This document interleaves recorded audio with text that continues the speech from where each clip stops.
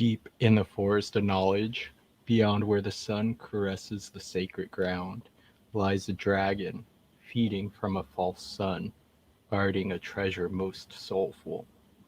From its mouth a new fang breaks the ground, a new doppelganger, hunter and hunted, bow and owl be my guides. One by one each pseudo-python falls. Soon enough, hammering on the heartstrings, I walk into the fire-breather's belly. Prometheus, do not fail me now.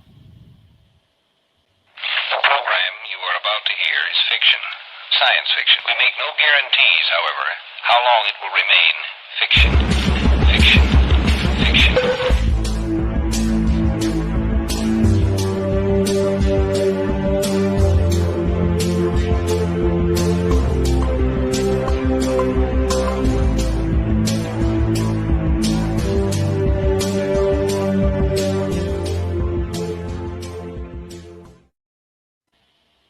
Pythonic salutations, Cogmonauts. Welcome to Exofathom. I'm Mike, and I am joined by my two lovely co-hosts, Nick and Ayla. How are you doing this Monday? Fan-freaking-tastic. How you doing? Well, you're doing much better than me. No. I'm hanging in there, man. Ayla, how you doing? Oh man, I'm cat postering it today. It is, what a Monday. Was it just me or was yesterday? Did it feel like 2 days? It was like the longest day ever. Totally. Wait till tomorrow. True. True. Well, tonight's going to be a pretty chill talk on dragons, I think, because it seems like we're all in a bit of a lackadaisical mood. Funk. Yeah, a little bit of funk, sure. It's the seasons, right? Tis the season. So, does everybody like dragons here? Am I the only one that likes dragons out of us three? Oh, I love dragons. You hate them, Nick? No, of course not. Dragons are awesome. They are awesome. Would you rather slay a dragon Never. or raise a dragon? Oh, raise the dragon. 100%. Totally. I just think of my dog and how awesome she is. And then I imagine she's a dragon. It's badass. Yeah. I did want a dragon as a kid. I always thought that would be pretty cool. Mm-hmm. Was it Falcor? That did it for you? Yeah, the never-ending story where you can ride the dragon dog. Yeah, I remember that. Maybe I must have saw that movie when I was like 5 or somewhere. Yeah, I wouldn't doubt it. But I've been obsessed with dragons since I was a kid. Bought little figurines and things like that. Oh yeah. Yeah. I thought they were cool, protector symbols. Big time. Yeah, it was Dragonheart for me. That was a great movie. Oh, may he rest in peace. Indeed. What was it for you, Ayla? Oh gosh. I'm trying to think about the first time I encountered dragon. But yeah, I mean, Dragonheart definitely was one of the earlier memories, because I think Neverending Story was when I was a kid, and that was definitely one of them. He just seemed so soft and you could fly. And it was just you know what? To have a nice little buddy. I always wanted a pet that was bigger than me that I could nap on. And that was everything. But then beyond that, the scaly, smart, sassy dragon, I loved that too. So probably a combination of the two also. What's your favorite dragon? Good question. I'd have to say Smaug is my favorite dragon. I had a feeling you were jumping to say that. Yeah. He is a good one. Yeah, he ends up embodying all of the Western cultures notions of a dragon. That's the one where you point to for Western culture. Well, and I like how the illustration of Smaug is a little crappy. In the book, it's really a simple drawing, but it's perfect. And I like that he liked shiny things, right? He liked to covet coins and crystals and things. That's pretty cute. But actually, my favorite dragon was Mushu from Mulan. Mm. He was so sweet because, like, look, he got kicked out of like the good circle of people, and he was the underdog. And yeah, I don't know, I really liked him. He was a cute guy, and like he had redemption, he had remorse, and then he stepped it up. He's cunning, and he was tiny but mighty. Yeah, sort of like the what is the saying about dogs and fighting? The size of the fight in the dog, size of the fight in the dragon, not the size of the dragon, or something There like it that. is. Yeah, Yes. no. Plus, I think that's the first time I was introduced to the idea that you could have a small dragon. And then I started thinking about, like, oh, wait, no. I take that back. How to Train Your Dragon. That's my favorite dragon. Any of those dragons, because there's like a bunch of breeds in that. Yeah. True. Well, and that's why I was Pretty thinking about sizes. But no, the main one, Toothless, so cute. Oh my God. It's like a cat dragon. And it makes me happy to think about that little Yeah. dragon. Yeah. Well, especially in the first one when like they fix his tail, like my heart got Yeah. so warm. I was like, oh, like he engineered some tech. It's true. And then like I just love how the kid meets him and the dragon's really suspicious.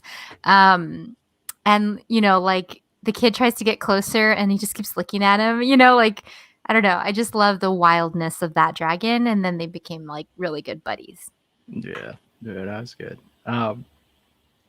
So there's a lot of dragon lore that I've found. I love it. Let's all get tattoos after this.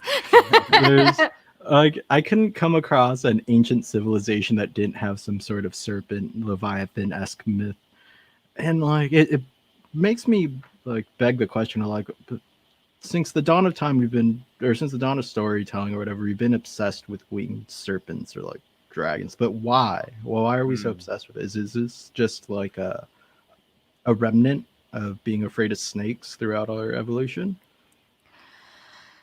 Huh.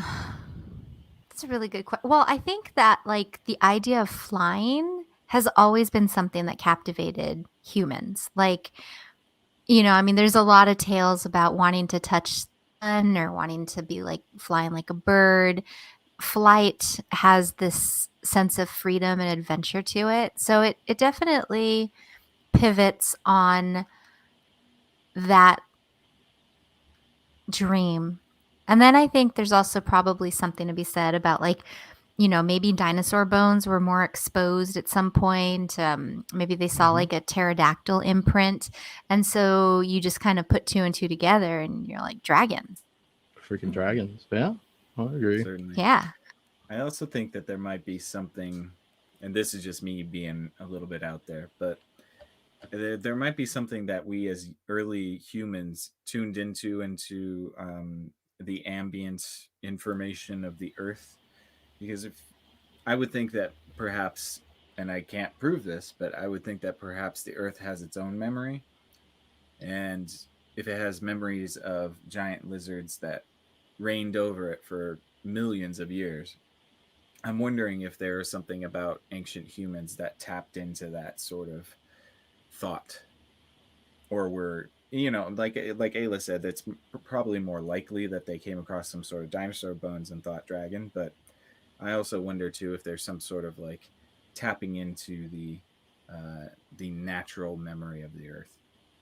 Yeah, like I do like to think that we're all connected by that unconscious like network that drives humans, I guess. So there would be some relationship towards the earth, right? Like maybe it's imprinted in our carbon even. Yeah. Like go real crazy with it. Right. Just go insane. It's just like ingrained for us to come up with these creatures. We do have a lot of junk DNA, so. No? Oh, you think we have dragon DNA? Or maybe just some sort of locked memories inside of our genetic code. Yeah. Of past lives. Mm-hmm. Well, did you catch my my last name in the avatar profile this time around? You're gonna have to you're, as somebody who doesn't watch television, you're gonna have to explain that. Oh, it's hashtag GOT, man. Up to the second to last season, though. I don't acknowledge the last season. It never happened. I'm Yeah. still Like in waiting. Scrubs. The last 2 seasons didn't happen really. I didn't mind the second to last if it had ended in the way that so many people theorized. So much better. Mm. And those dragons in Game of Thrones, they had the different colors all meant something different, right? Mm. Right Well, there? yeah. Oh, yeah. And I loved that, like, yeah. Oh, it's just, I mean, like the way that those three were born and to actually be a Targaryen with that, like, oh my God. It's just like there's so much potential that was so ripe on that. And I'm sure there's probably like a million sci fi books that even go beyond it in conceptualizing dragon lore and rules and biology and things like that. But I did think that the special effects were pretty good. Like whenever it spit out fire, that was like the Yeah. best sound, you know? Like I Mhm. can't even recreate it. But Visually too, the spectacle was dope. yeah. Uh, um, so kind of, I guess, shifting. I do want to talk about Smaug a bit because I could, like, he, the inspiration for Smaug ends up coming up from Fafnir, Mm. and Fafnir was a man in this lore that ended up turning into a dragon, becoming so greedy over this ring and some gold that he needed to protect it. So he changes into a dragon, and Can you that's say his name one more time? Fafnir. Yeah. And the first time you said it, I was like, I hope he says it again. And then the second, it's just, ladies and gentlemen, it's pretty Stop funny. faffing about aliens. Yeah. Faff. It's not a faffing matter. Not That's a right. faffing matter. Not a Sorry. faffing Our distinguished guests, it's not a faffing matter. Wait. What is his name? Fafnir. Fafnir. Oh my God. Okay. Yeah, I need to enunciate better. I can murmur. No, that's all Like, me and my all the shitty words ears. should all come together. But like the notion of becoming a dragon was bad in this case of the lore. And so that makes me think, like, are these ideas of like greed and coveting, is that a way human can become a dragon and need to be either slayed or domesticated? That's a really good question. Nick, did you want to say something first? Sure. I mean, I think it kind of there's something about the greed of a dragon that kind of probably addresses our amygdala and our lower brain that kind of drive our impulses and maybe perhaps our desires. Um, so yeah, there is something kind of like there's kind of something meta about conquering the dragon because it's not just the conquering of an external dragon entity. It's actually a parable for conquering your own lower brain impulses almost. At least that's the way I kind of see it as. Um, we all have a bit of a dragon inside of us that needs conquering once in a while or training, you know. Yeah, well, I was just going to say that's kind of an interesting interpretation too, because the idea that a dragon is inherently negative or, like you said, needs to be tamed and reined in. Yeah, that just, I mean, like, because when I think of dragons, I think that's like a very powerful beast, whether it's a teeny tiny one, or super fast or fuzzy or whatnot. Um, but yeah, I don't know. What are you thinking, Mike? Any Well, background info? there's like the divide between Western and Eastern views on dragons, like Europe and even America's. No, not like Mesoamerican. Like Quetzalcoatl seems to be something that was never needed to be tamed. It's like starts off as like the god of wind, then the god of the sun, and then becomes the barrier between like land and air, which kind of brings in this idea of flying, as you were mentioning earlier, like that whimsical thing. Mm. But it seems like in Western, like the dragon is always negative, and the dragon always needs to be like slayed. Even there's not too much of like trying to train your dragon. Whereas in the Eastern cultures, it's like a powerful symbol, and it's a teacher. like yeah, it's the highest creature in Chinese culture. It's the highest creature on the hierarchy. Mm-hmm. Well, and you shouldn't hurt it, right? Yeah, I think I'll have to Google this at some point while you're talking and I have a chance. But I do feel like there was some lore about did they have kings in China? Emperors. Dragon Kings? Emperors. Well, there was one Dragon Knights. like it was something like one of the emperors had a dream about clouds, and Hmm. because oh, it was the origin of the illustration of like the Eastern dragon. And I think one of my friends was telling me that it dates back to this particular emperor who had a dream about a dragon, but he didn't dream of the whole dragon. It was cloudy, and he could just see like a foot, and a face and a tail. Um, but that it was like it came out of someone's dream, which is kind of interesting. I'll have to The check that. Yeah, no, you're fine. We're getting now like that mentalism, like these I like that the visualization of some sort of idea, Hmm. right? And this idea that is like a serpent. Um, I was really I was really hesitant to talk about a certain thought experiment because it's known to be like this serpent that wraps around your brain. Um, Hmm. You mean you're gonna drive us crazy with this thought experiment? It's that crazy? Oh, it can be, yeah. Like if you're really into if you're into AI, it can be very taxing on your soul because it makes you question your own creation. Oh Um, no. I'm just so thinking about like basically, poor students that are like trying to just get a BA in symbolic systems or whatnot. And then you're walking all happy in a class. It's like a Tuesday. It's 3 p.m. you And get you something just dropped on you. yeah, That's you how just like that's like how what like am I the supposed to do? different sizes of infinity felt like. Like after I learned that, I spent 3 weeks in my own head just thinking about that one idea. So I Yeah. definitely do It's like, believe that what are we these doing? uh, these ideas can wrap around your mind like a dragon. Well, and yeah, I know. And so it's funny because I mean, I don't know, what was your major properly called? Was it SimSys or was it a different name? Computer science. Which is computer science. Okay. So, like, and I'm sure you've taken classes, but it's just so funny because I remember looking at the requirements for a SimSys major, which is along the lines of AI. And it's like philosophy, mathematics, physics, computer science, like really obscure history classes. I'm sure there's more to it, but I just remember thinking that the breadth of information as funneled into these really specific, because they're all like thought experiments that with AI technology, you can start to ponder because you're having these like parables that can do the thinking for you. And you start realizing that like your thought effort can be replicated. And that's a really freaky thing to think about, I think. Oh, what if it can be punished? Your thought effort? Yep.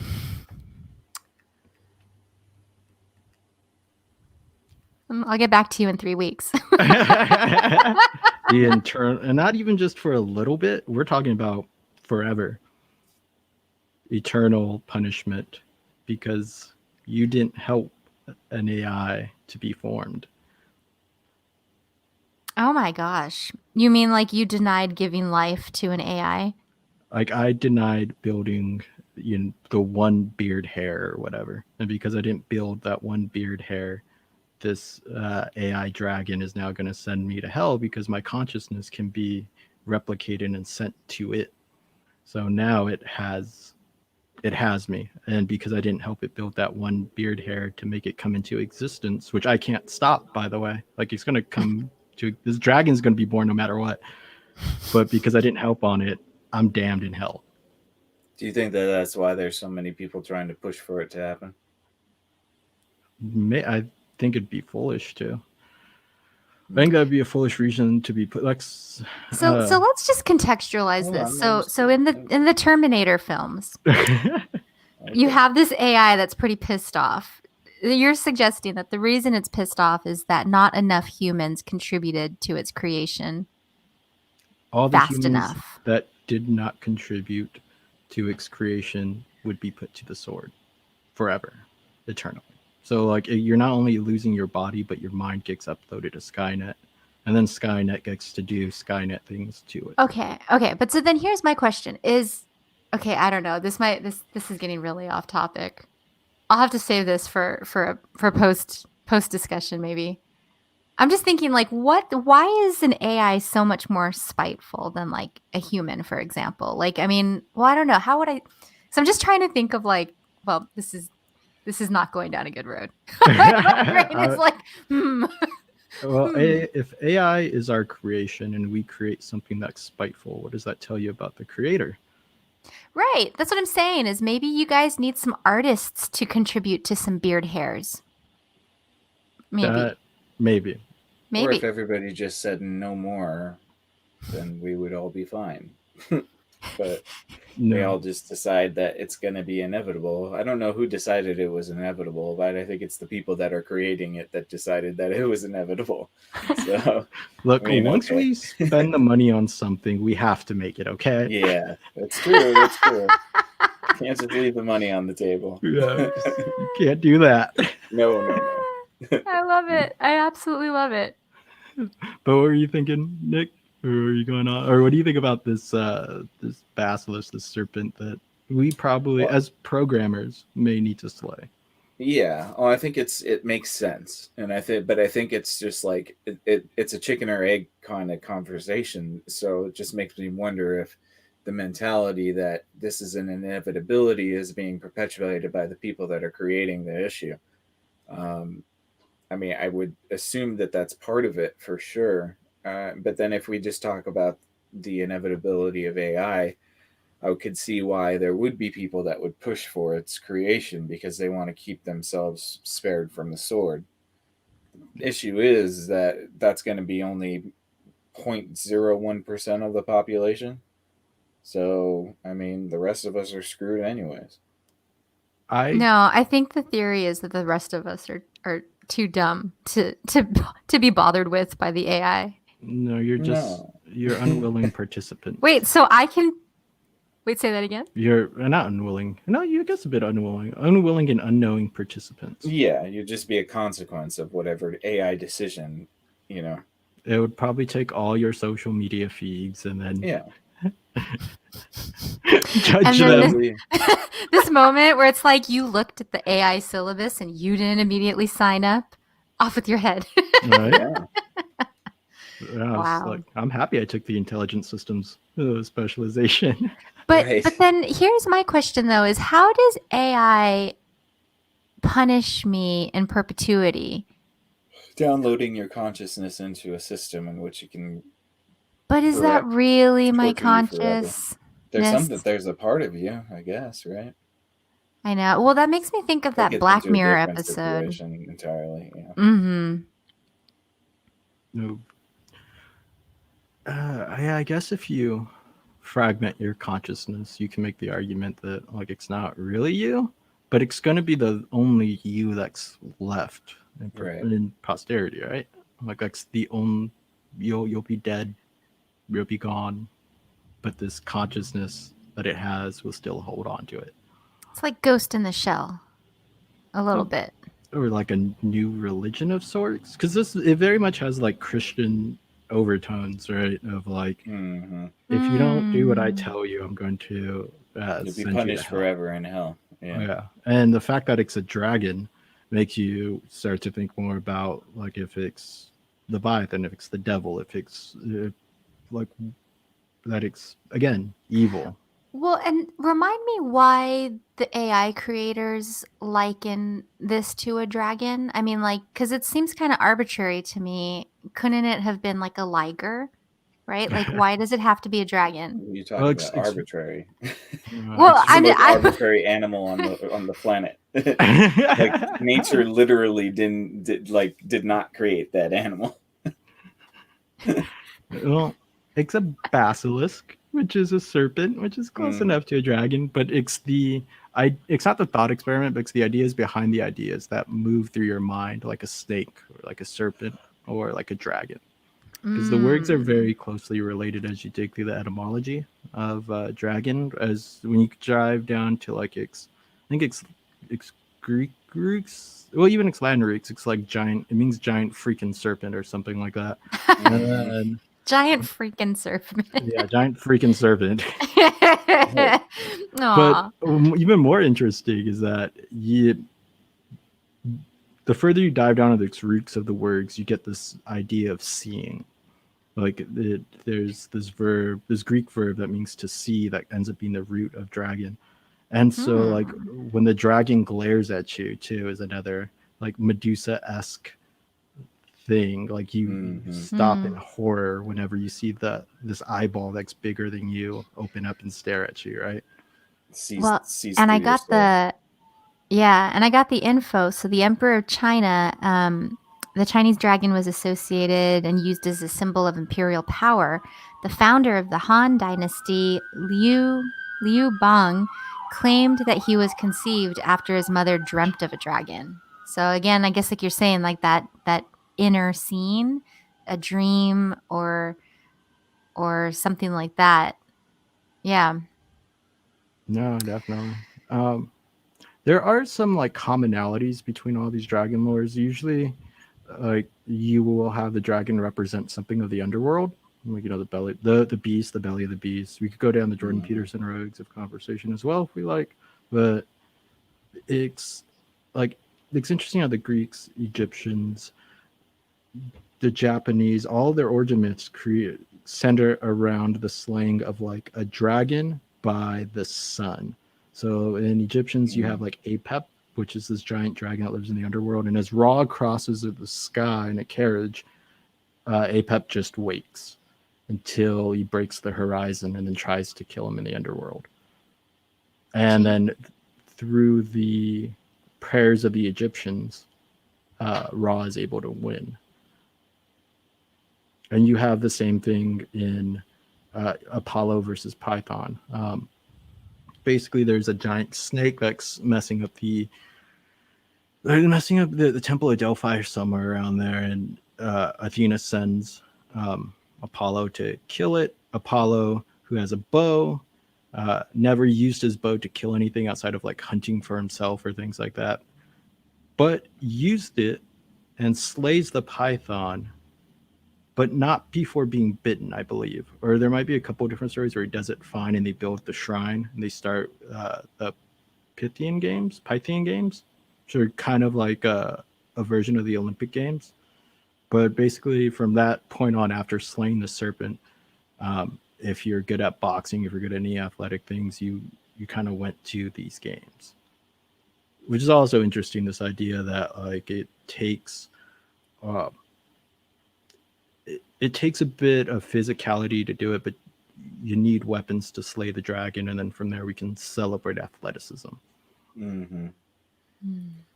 Yeah, and there's definitely something about dragons that sort of embodies the the sheer force of Mother Nature, almost like it's an avatar for nature, the kind of way I see it.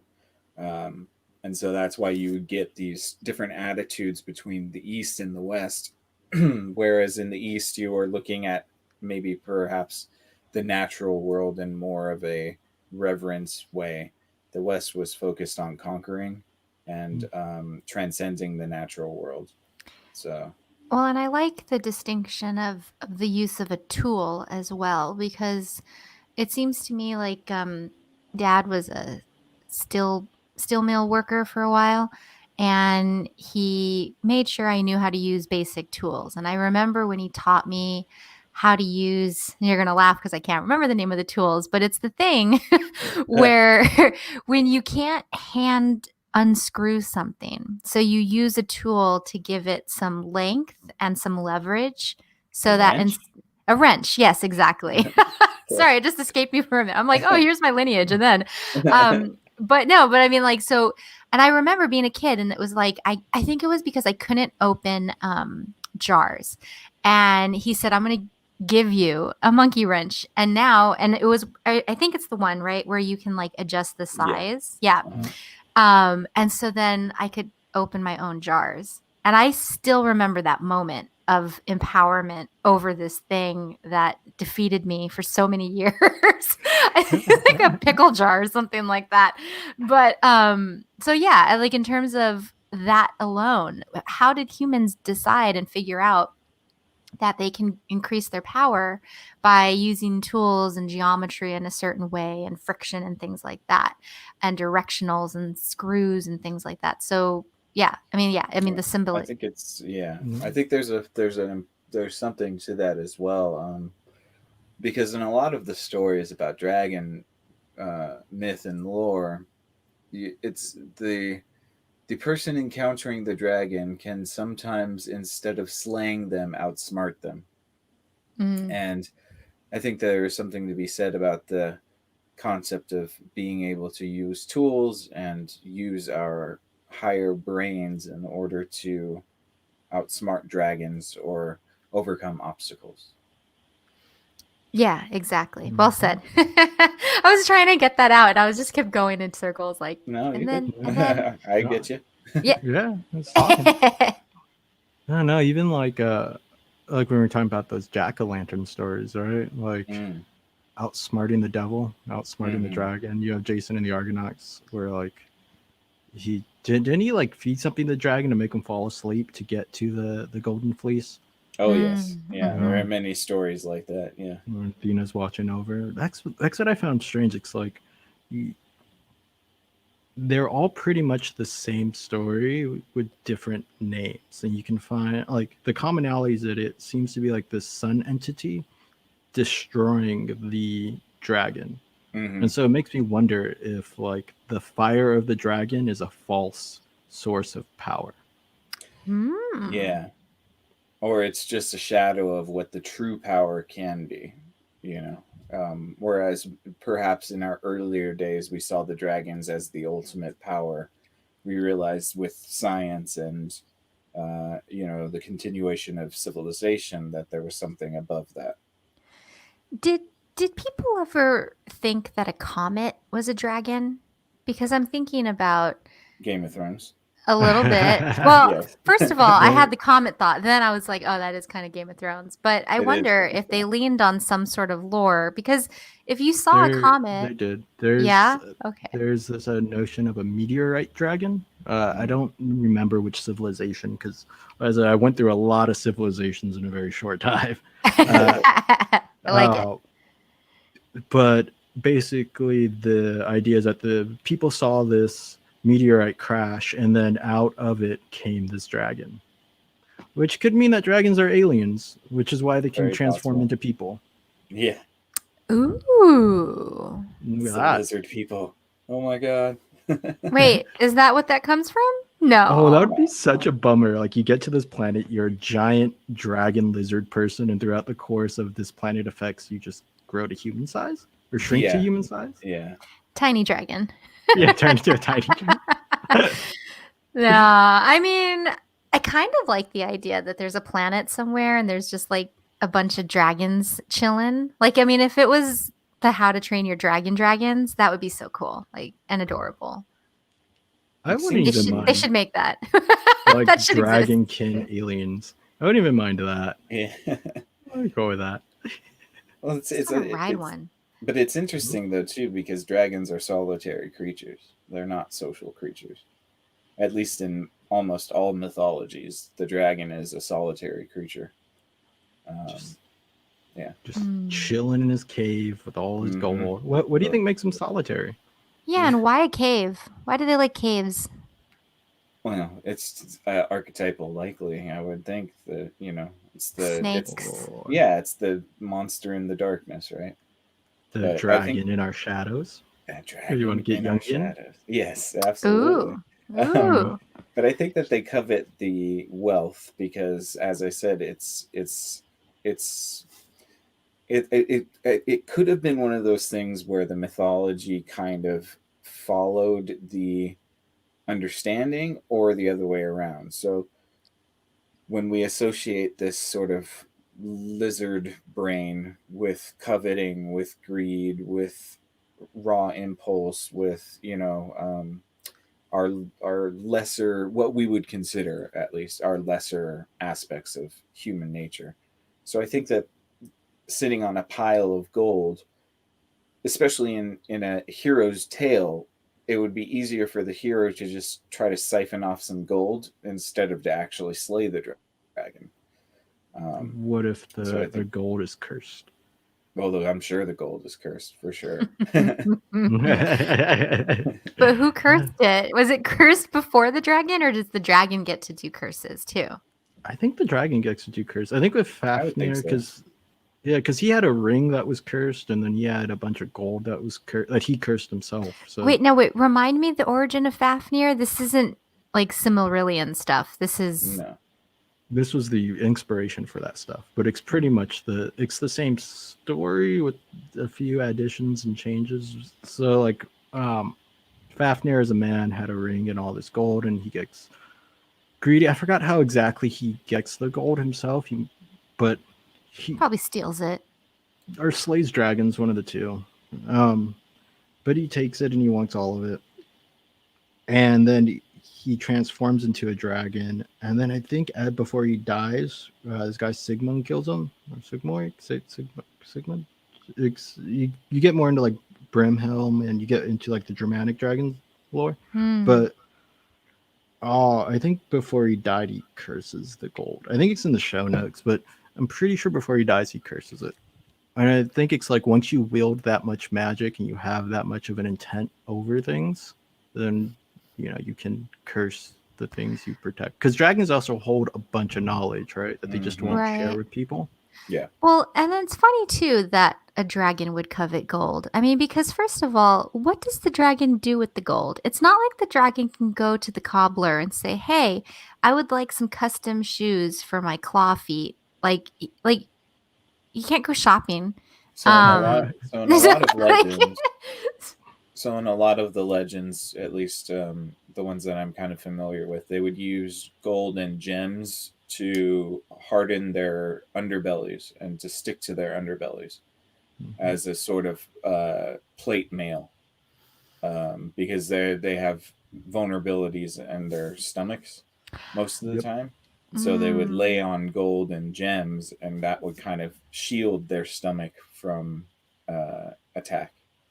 So do you think that's like some sort of metaphor for like the cultivation of wealth as a protective insulation in Well, I'm sure. society I don't even think it's a metaphor. It's by a not person that's a dragony person? But the interesting thing though is that it's gold too, right? Which gold's a soft metal, so it's almost like a false armor. Yeah, that isn't a good armor. It would just, you're right. I mean, it'd be good enough for a sword. A sword isn't going to cut through a piece of gold.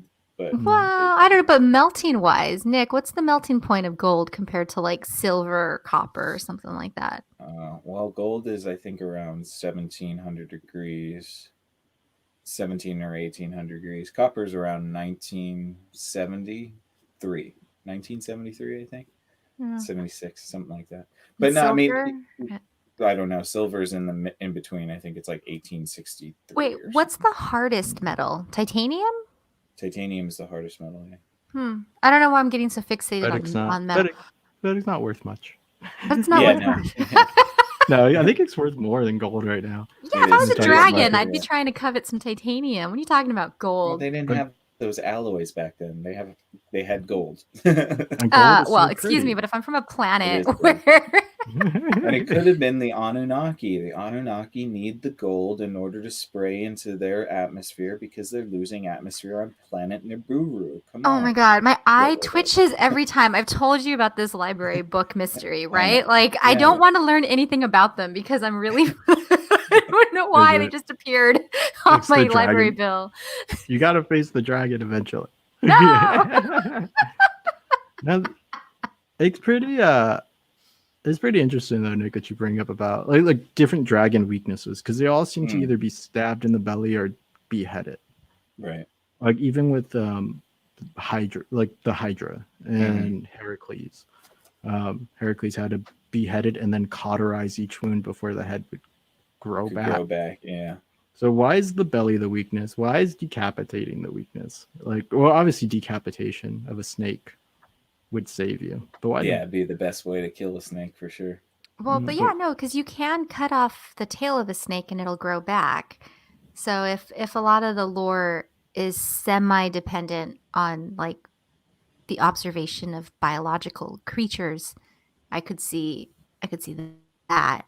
Most things don't. But yeah, the belly,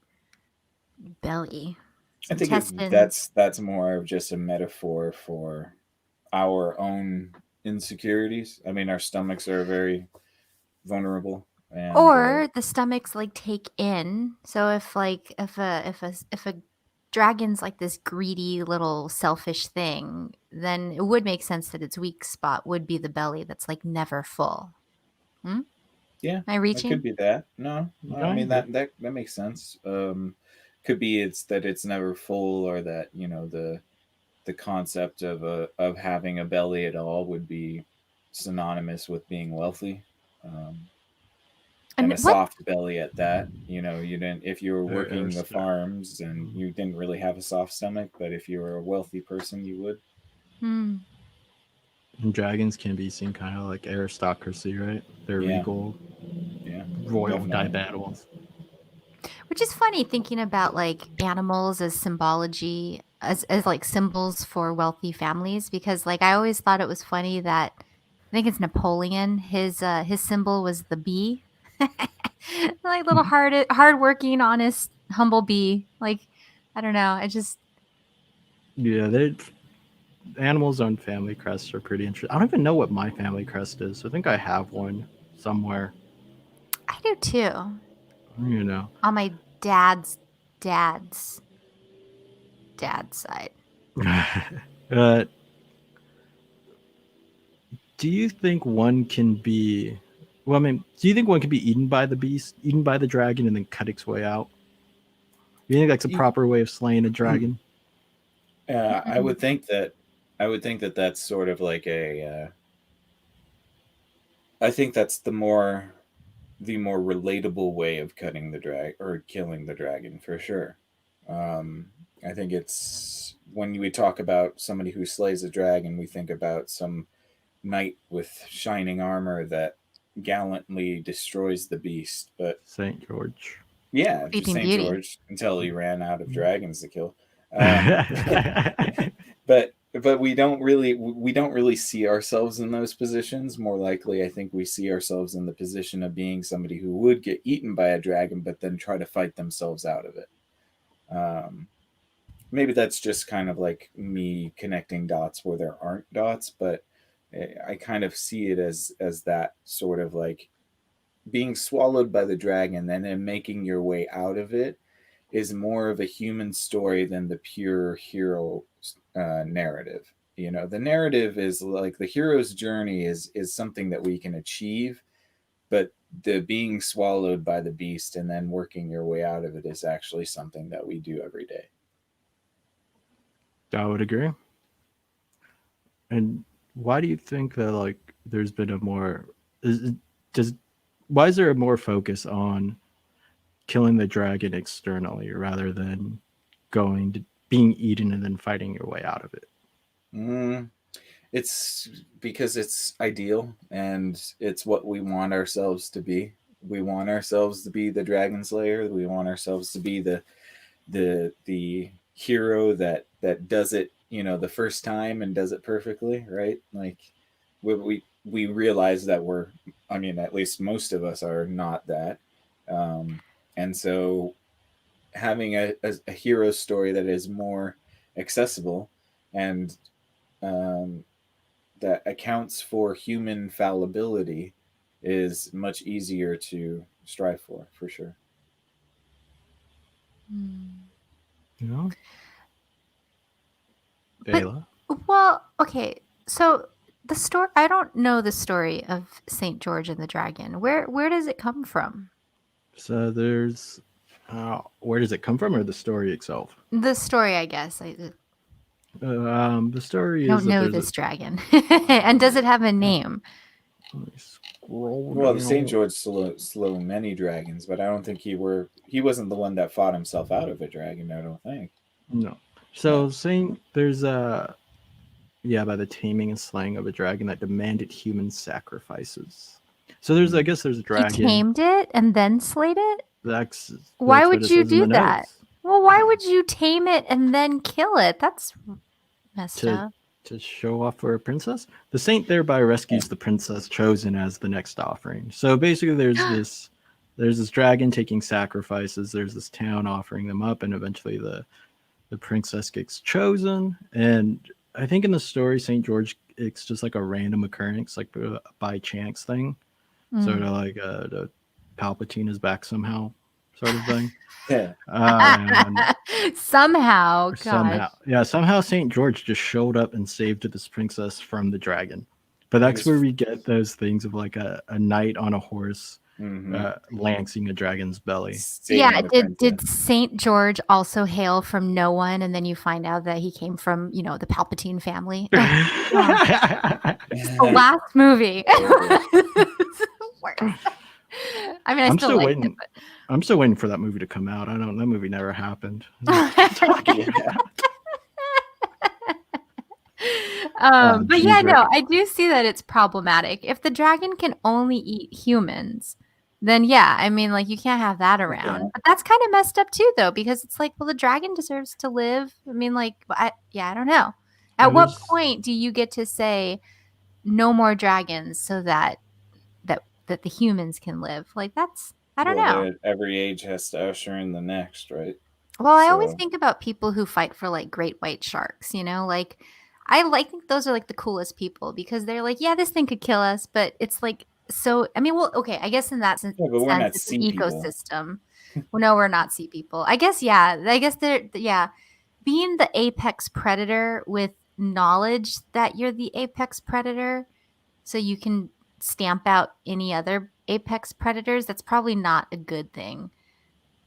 Probably not. Yeah, I don't know. I'm just trying to think, like, if dragons were alive today and they were eating up all the people, like, would I be like protesting to save the dragons? I mean, you could put them like on an island, maybe. I would try to. They have wings. They could flap. They flap their wings once, and they're around the world. What are you talking about? Golly, I mean, could you imagine like 2020 and we just had dragons, like, and we're like, gosh, we got to do something about these dragons, guys, and we're like, well, let's grow some meat in the lab. Things like that. I don't know. End up making Yorgamir. Yeah, can you have vegan dragons? I mean, you can tame them, and that's the thing.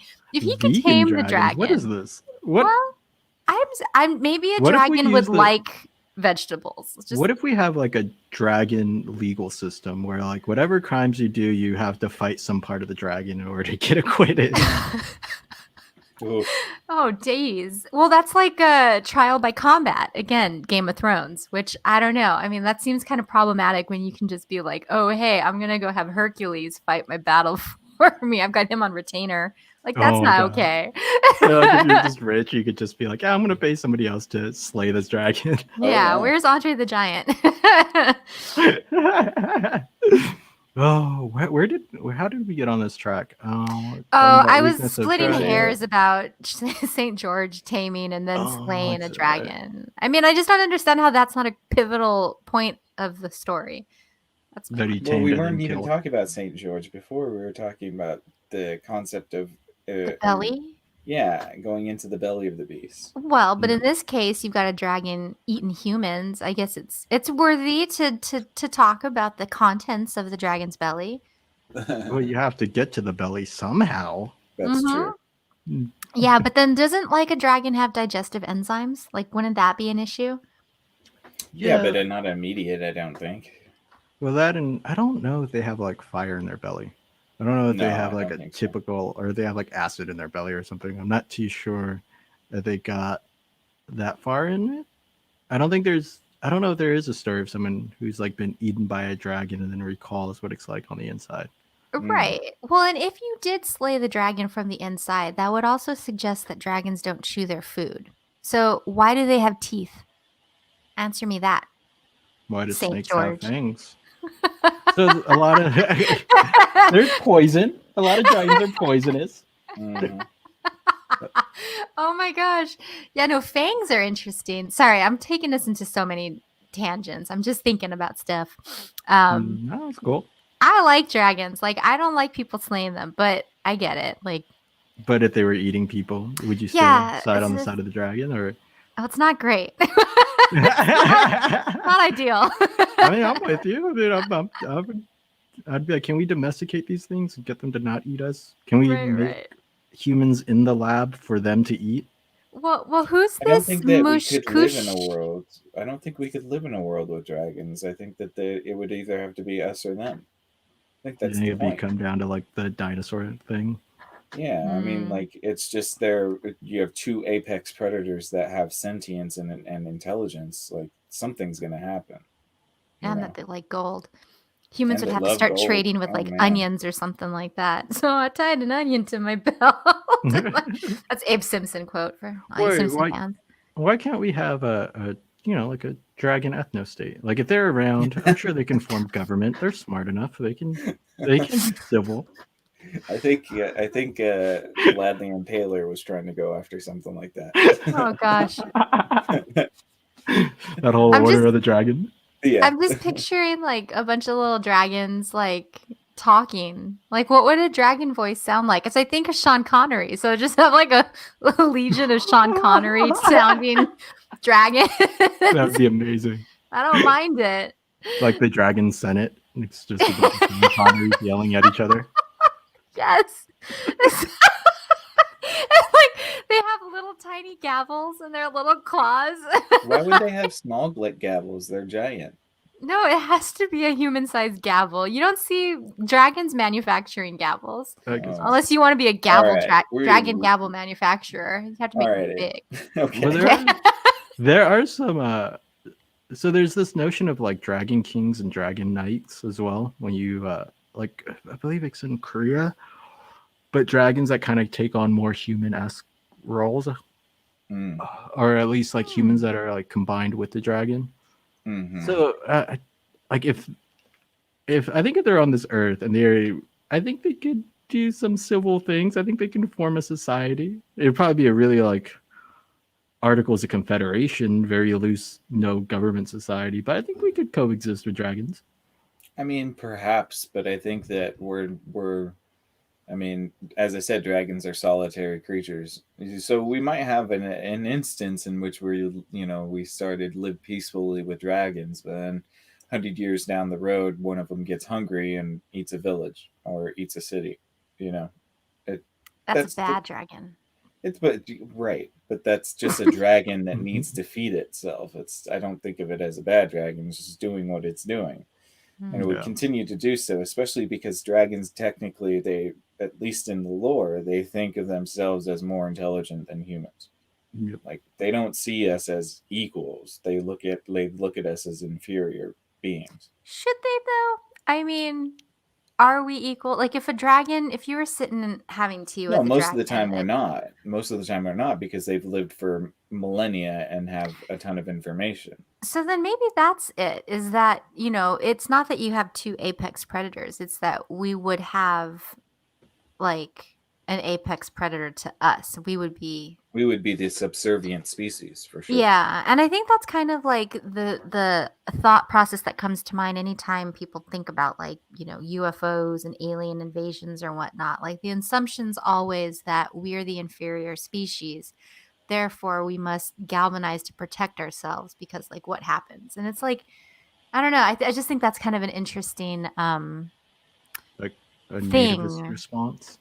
Like, yeah, like that's an interesting knee-jerk response for humans to have. And to just unpack that a little bit, like, huh. Well, it's kept us alive for as long as it has. Yeah. Yeah. But it hasn't kept us out of the belly of the beast. No, certainly not. And having to cut our way out of it. Mhm. Well, and I'm just reading about colors that like in some cultures the color of a dragon can align it with roles, like you were saying. You could have dragon soldiers and dragons or whatnot, but then you also have some dragons that are associated with like seasons. um Yeah. and things like There's that. So I think there's the lore definitely is so interesting. yeah, no, there's definitely cultures where dragons fulfill many roles and take on attributes of their environment. So like you'll see a lot of sea serpents start to take on like blue colors and things Mhm. like that, and you'll see Mm. dragons of the earth take on green, and then you'll see uh, like fiery, passionate dragons be red. And they would be more or far quicker to anger. Smog was a red dragon, right? But I don't know if Yeah. that red did that red play any role in that story. No, I mean he was a fire drake, so they usually are red dragons. So I What's think a that drake? that's a drake is an old English word for dragon, Oh, sorry. like Dracula, Drake. Yeah. Oh gosh, I totally didn't make that as okay. Okay, got it. I was just like Yeah. trying to So wrap my head around all the anchor points. But yeah, no, This etymology is so cool when you start breaking down like all that stuff. oh no, it's just a lot of lores too to bring in together and to try to like unify and talk about dragons as a whole. Well, yeah, and like I saw on your notes, you talk about some dragon named Mushkushu Oh, you want me to and try to and and Tiamat. Tiamat, oh, Tiamat, Tiamat. Tiamat, Tiamat. Yeah. Babylonian. Hmm. Ooh, Babylon. I practiced pronouncing this word earlier with a friend who like could properly pronounce it and was kind of guide me, and now it's lost. Well, it's the Yeah. double sh is what it is. Yeah. Mushkush. So Shoot. No, it's the U. It's hard. that's like the oldest one of the oldest depictions of a serpent or a flying serpent that I could find. By time it's like the Babylonian creation myth. Um where like she has a husband and like the husband gets killed and so she seeks out revenge. She sends her children and then like there's a snake that gets cut apart and the whole world ends up being different fragments of that snake. But it's Hmm. the Mesopotamian lore of it. And like when I was looking at that and then looking at something like Jorgamir, which is Norse, there's just becomes a lot of similarities where like you have to start to aggregate the information rather than to dive into the specifics. I hear ya. And like Jorgamir is the snake that drank the ocean that has like much like Apollo and Python, they're like mortal enemies. So Jorgamir is going to kill Thor. Thor is going to kill Jorgamir.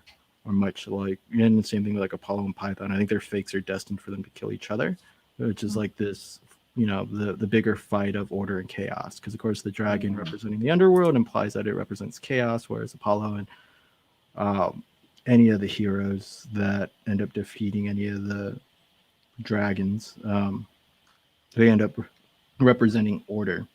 Now there is some weird postmodern read of Tiamat and like the writings of these poems where it's like it was a critique of the patriarchal gods taking over the matriarchal ones.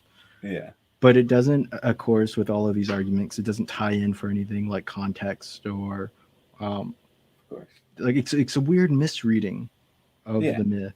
And But it's funny that it's still there. That yeah, well, I mean, but it's also kind of like the concept of the Greek mythology of, chaos, which was a female embodiment, creating the universe. And then eventually these sort of like, yeah, and then eventually that, as I said before, like the one era has to usher in the next. So the next era after the raw nature of Mother Earth, which was left to its own devices for billions of years, was the evolution of humans, and that threw a monkey wrench into Mother Nature's reign. Um, and so these are just like representations of humans coming onto the scene. Uh, and Mm. how we physically change the earth completely to a point where like where Mother Earth is no longer the penultimate sort of deity. yeah, like that basilisk from earlier. Like we Mm. have now removed Mother Nature and replaced it with AI. Hmm. Mm. I hope Well, he's I think it's interesting too, though, that when you talked about Thor and how their destinies were tied in their destruction, um, to just be mindful that also, these were times where you grew up as like there were wars happening, like you could just grow up and become a soldier and that would be expected of you or whatnot. And so to have, Or you could not grow up at all. yeah, no, I mean, well, yeah, it's like tough times. And so I always think back about like mothers back in the day, and Mm. like just having kids to go fight in wars. And like, I don't know. I think the first time I thought about it, I was watching like that Queen Elizabeth film, and she had just become queen, and her advisors were like, "Oh, you have to go fight Mary, Queen of Scots, I think it is." And so she sent a bunch of quote soldiers, but they were all like 10, 14. They just got slaughtered. And That was fighting age back in the day. yeah, and Crazy. I Mhm. just, I just think about, that tension between, what creates and what destroys, and with, you know, also destiny, and and gets to Yeah. have what destiny. I don't know. I mean, that's like I there's a lot in there I to be took it interpreted. in a completely different direction. Oh yeah? So, or have you ever heard of the devouring mother? Mhm. Uh-oh. It's Oh no. yeah, that's what it got brought up, and then It's dragons, tangled right and now then too. fighting out of the belly of the beast. Oh geez. So Ah, it's like a geez. oh geez. I think it's Freudian, maybe Jungian. I don't know, but it's the overprotective mother that never Mm. lets the kid grow up.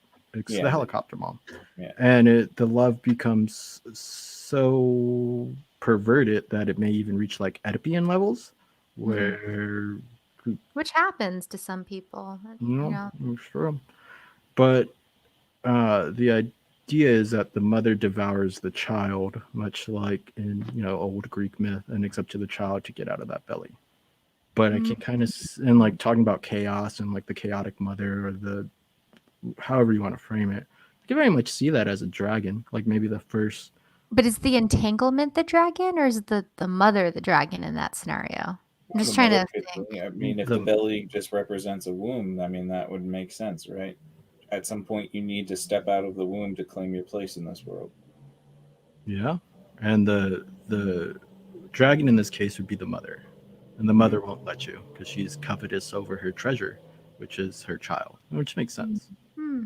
I mean, yeah, you could definitely apply the like dragon approach to so many different roles, but it seems like in all those roles, it's so negative, and that makes me so sad because like I love dragons and I want them to be positive, happy, awesome creatures, but I'm like, huh, they usually aren't in these stories. And why is that? Why did we have to give them such a negative But we don't. How do you feel about nuclear bombs?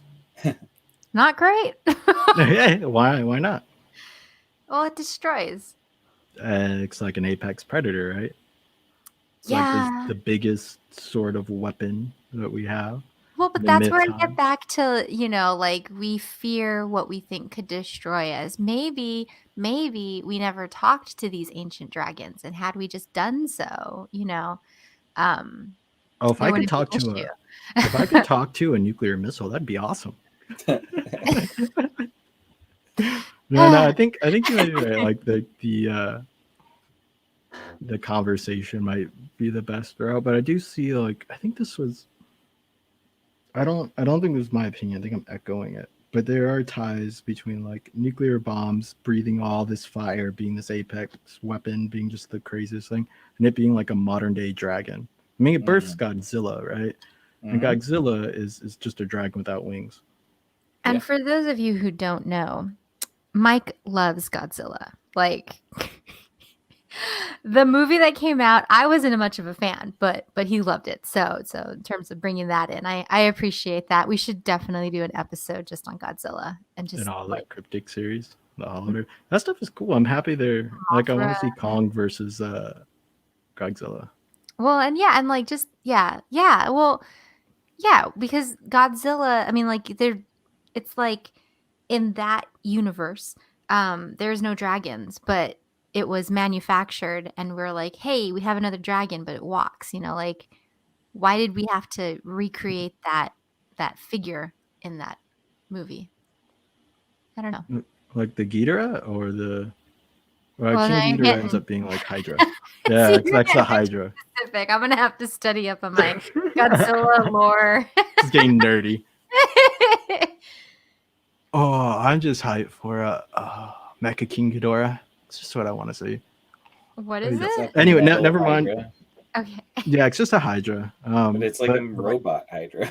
yeah, robot Hydra. Yeah. With people on the inside, I forget they have, or is that Mecha Godzilla where they have? No. But I guess trying to rewind this back to dragons, and are we all okay with the mother being a dragon? Or possibly being a dragon for the I child? mean, if you're trying to say always, then no, Well, but obviously not always. occasionally I Well, could it's a see mother. it. It's a parallel in that like Mother Nature is and dragons are a avatar of nature. So I mean, yes, there can be parallels. I don't know if that's certainly not a rule, but yeah, I can see where you can draw the lines and connect the dots. But, Sure. you could also go the route of that whole like covetous wanting to have all the stuff. Like that's also Yeah, of very course. That would be aligned the with that would be patriarchy sort. Yes, exactly. Mhm. Right. It's almost like the world has nuance. too.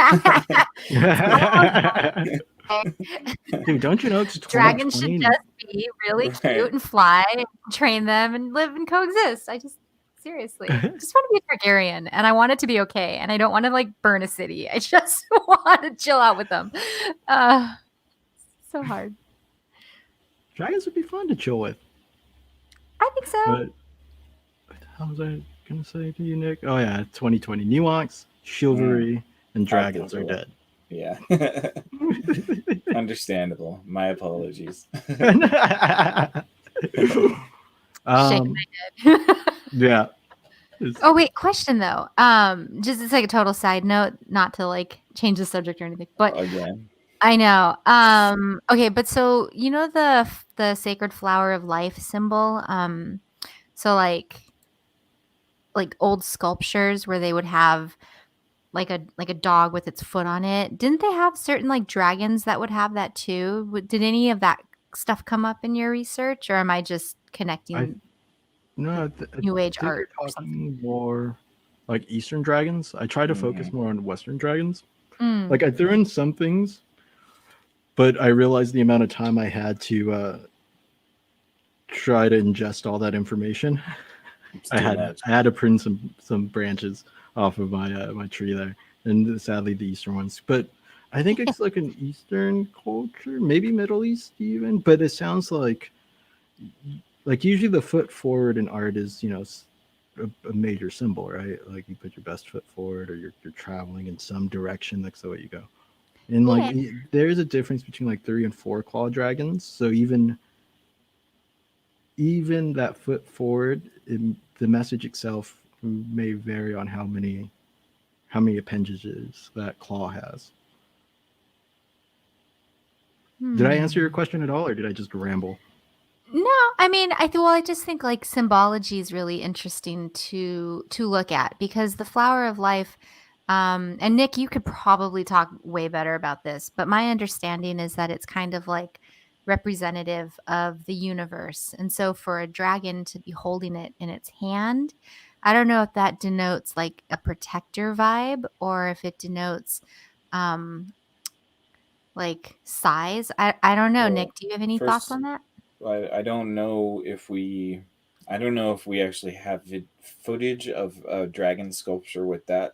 I think you're thinking of the foo dogs from Oh, from the Eastern mythologies. I think I am. Yeah, Those but I are those know are what shizus, you huh? mean. Yeah, but I would think that there's probably some sort of concept of either the protector or the keeper of hidden knowledge, which tends to be what Hmm. dragons are. If you're not there to just slay the dragon, you're also there to ask it something. So Usually at a price.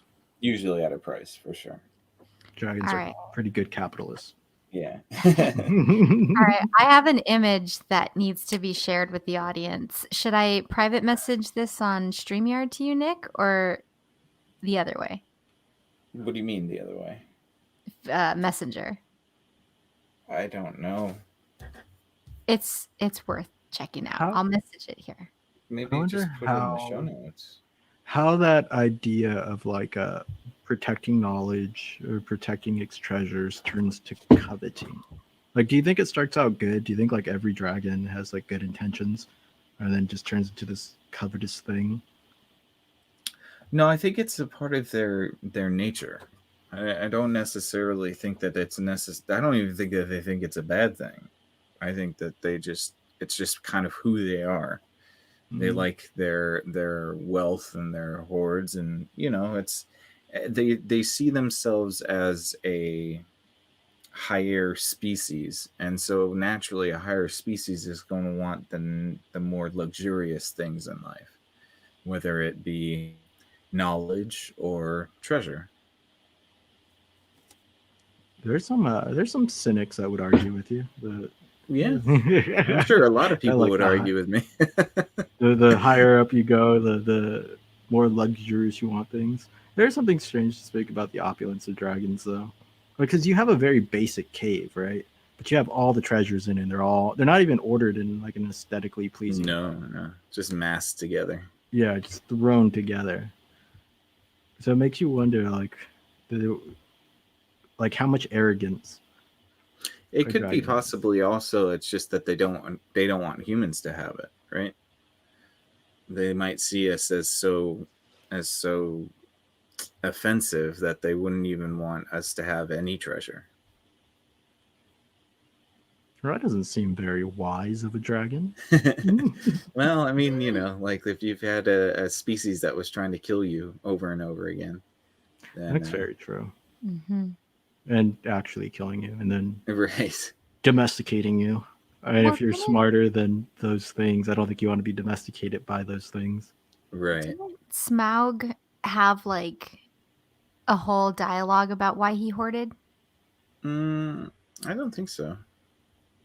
At least I don't remember. It's possible in the book or something like that, but I'm not really sure if they touch on why.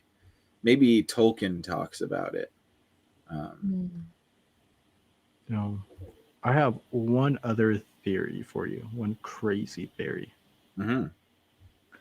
Dragons are actually stories about the people from the future time traveling to the past to just mess with people in the past.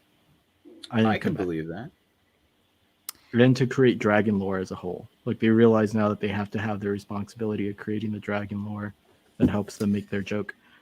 It's all just one big joke. They're like, all right, well, we found out dragons aren't real, so we got to go back in time and tell people that dragons are real.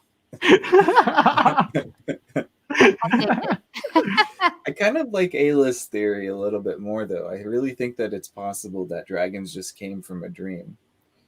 I think it's very possible that people could have just dreamt about a dragon and then created the mythology. And it kind of makes me wonder how much of the imagery that we see almost all the time just comes from people dreaming it up.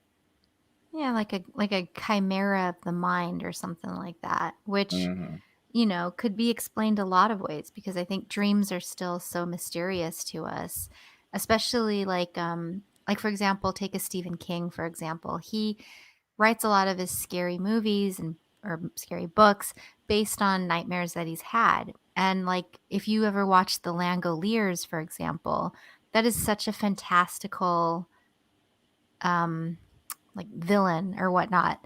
It's like I mean that like the origin of a thought and the origin of an original thought and like an original creature or something like that is pretty interesting. And then you see that NASA spots a dragon on Mars. This was the image I was talking about. I was trying to find a dragon image with like the flower of life because I was like, am I wrong on that? And probably am. But then this came up and I thought that was pretty cool. So when are we going to Mars to go find this dragon? Mars 2021. What are you doing Let's this weekend? Do you want to go to Mars? do it. Could you imagine? Like, Certainly not. Why would I want to go there? Earth is ruining so all much the better. fun. There's dragons. Look at I would venture to say that we might find a dragon here more than we would find on Mars. I think that by the time like we're all 80, there might be a thing as like Mars millennial steampunk rave parties on Mars, and everybody just goes there to like relive their heyday of the 90s raves, but it's like Mars themed with a little bit of steampunk. That came out of nowhere. I don't know. I was just thinking about the why. just go party at Club Dragon. Yes. That's what we call it. Mm-hmm. But that's pretty cool though. It says that the Mars Curiosity rover discovered that back in 2007, and it's been in residence at Mars for over 14 years.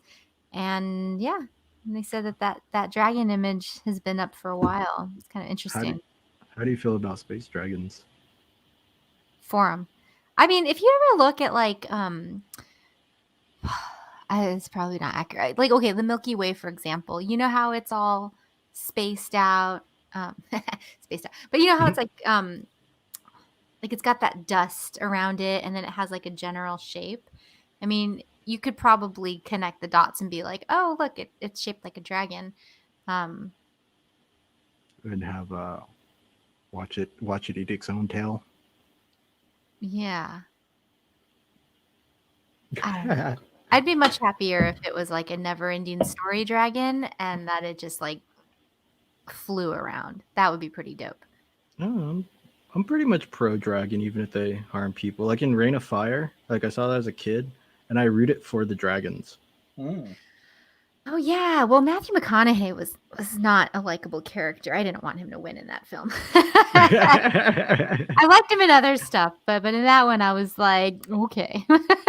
But I've always been like if it's dragons versus humans, I'll always pick dragons. I don't know why. I mean, they're very like I'm just looking at some images of dragons. These are going to be mostly like science fiction images, but they're beautiful, and there's something really like I guess kind of how Nick was talking about how they can be symbolic of nature and stuff, like that raw untamed power. There's something really awesome. And they're misanthropes, so that's probably what you appreciate about them. If I could remember what a misanthrope is right now. What is that? What is this? Somebody who does not like other people. That's right. Oh, yes. Mm-hmm. Yeah, yeah. Dragonthrope? Miss Dragonthrope? Dracothrope. Draco. Oh, can you imagine being that dragon? Right. I think that's most of them. I think they all don't really like each other all that much. Okay. Synonyms for misanthrope: cynic, skeptic, a churl, a grouch, and a grump. Wait, lowercase c cynic or uppercase c cynic? Because there's two different dragons. Cynic. You also have recluse, hermit. What's it? Hikikomori. Hikikomori. Those are just people that. That's just a Japanese culture, translation. People that don't walk out of the house. Oh, really? The abnormal avoidance like of social imagine it to the extreme degree. Like, so we kind of have that now in the States, where like you can order everything with your phone through apps, and you don't have to go outside. But this is like they never leave their house. Hikikomori, there it is. It's almost like agoraphobic. Yeah, interesting. Yeah, I did think about that the other day. Like, I think, let's see, I want to keep us in the fantasy realm. So I don't want to go specifics, but like, imagine we are all in like little pods for a period of time and like further removing from the external world. And then we all mingle again. That would have a weird sensation. Like, I don't know. I might as well just be specific. Like, imagine the pandemic is over and then you're going to go into a mall completely filled with like 500 people. I could kind of get on board with the hikikomori mindset for a little longer, just out of like momentum of like, this is how it's been now, Yeah. But that normal. Are we all slowly Yeah, like turning you into get dragons of our own kind? like you kind of get used to your little cave. I've been Mhm. hoarding my essential oils and my art supplies and got a nice pile going. Like a dragon. Nice. Yeah. I've been hoarding beer bottles. They've been growing, Oh no. and whiskey bottles. Oh Like no. the beer bottles aren't actually growing. There's not like fungi on them or something, but the amount goes up. The cardinality of the set increases over time. Thanks for clarifying. Yeah, no, I Oh know. man. It's like Well, I guess that's a good question that brings though. up, if this pandemic is turning us into dragons. Well, like you were saying, if you were a dragon, you could covet one thing in the pandemic, sort of like if you were on a stranded island and you could have one thing. What would it be? Well, Would it still be the whiskey bottles if you could covet anything? Huh. yeah, I'd covet freedom. You would. It's so American. It has I to be don't know. tangible. So what would yeah, you just That be is tangible. coveting He's like just holding a U.S. flag in the middle of the island. oh god. Nothing I would do. No, it's gotta be more symbolic than that. It's gotta be like You just said tangible and then symbolic. What are you talking about? no, like a symbolic, tangible representation of freedom. Like Like haggis? no, I'm trying to think of like I don't know. I suppose the whiskey bottle would be nice all along. Like, because the first thing I thought of would be like a Kindle, like with just all the books ever made on it. Yeah, hoarding books. That's a good idea. Hoard digital physical books. media is, you should hoard it. Amazon says none of your digital media is yours. I think you got people editing movies. It's kind of good to hoard physical media now, I guess. I hear it. I mean, well, you think about no, I've heard that argument before, like with banned books and stuff. Like, you can't ban a book if it's on your bookshelf, but if it's on like a Kindle, it's much easier. Yeah, you just remove it. It's just an entry. Oh, I don't know. I guess I'm gonna stick with that whiskey bottle. I think it's gonna give me more emotional comfort than the books will give me intellectual comfort. I think I would hoard crystals. I mean, if we're being really out there, then like I would just have a whole bunch of super shiny crystals. Just like sit there. Extra dragon den. Are they at least set up aesthetically? No. They're strewn about. It's just all thrown. Yep. All my Yeah, crystals. Nick. I said freedom. It's not you're a sticking with freedom. thing. It's It not is a the thing. thing. No, it has to be No. a thing. I'm not going to accept that. It is a thing. It's a tangible thing. Yeah, but you I'm can't down like with liberty. you can't sleep on a pile of freedom. That's not. Yes, you can. No, You sure can. You sure can. I do it every day. You love splitting hairs. No. I mean, I guess I would. I don't know. There's a lot of creature comforts I like. Oh no, you would hoard a whole pile of peanut butter M&Ms. 100%. Okay. I mean, if you want to reduce me down to my peanut butter M&M choice, sure. No, I don't know. I mean, I could see. I don't know. Something that I really enjoy. I think it would have to be like, I would probably hoard like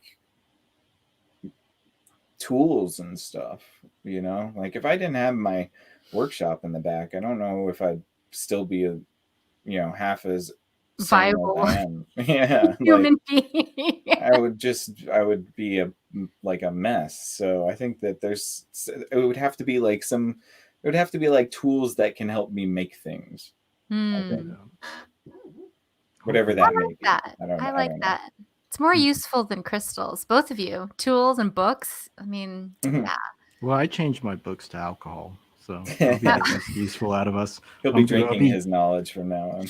Yeah, just drinking the whole sea of knowledge, trying to make tools out of whatever's on the island. It makes me think of like producing a line of beer where you put in like a little USB drive in the beer bottle, and it's like, knowledge by osmosis, but it wouldn't be a USB drive. It would have to be some sort of other like quote knowledge chain that you could somehow imbibe. Well, we could go down a conspiracy theory road with dragons too, and chemtrail-esque things when it comes to imbibing. I still don't get the Alcohol. chemtrail thing. I don't get it. I mean, they're So- clouds. This is my favorite version of it, tying it into that super AI and the dragon that wants you to build it. So there's like nanofibers in those chemtrails, and it's also in like a lot of things that you eat and drink, according to conspiracy theorists. Wait, nanofibers? Yeah, nanofibers.